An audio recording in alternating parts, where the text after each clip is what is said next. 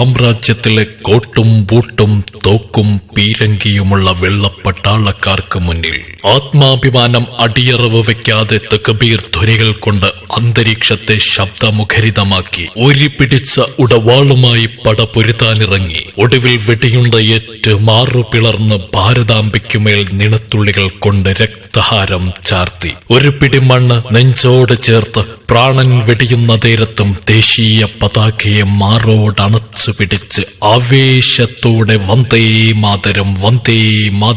എന്നാർത്തു വിളിച്ച് ഈ മണ്ണിൽ പിടഞ്ഞു വീണു മരിച്ച ആയിരക്കണക്കിന് ധീരദേശാഭിമാനികളുടെ പിൻതലമുറക്കാർ, ഫുട്ബോളിന് ജീവന് തുല്യം സ്നേഹിച്ചവർ ചെർപ്പുളശ്ശേരിക്കാർ.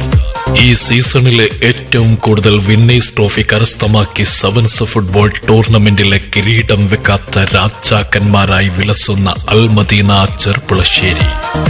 ഒരു പരാജയം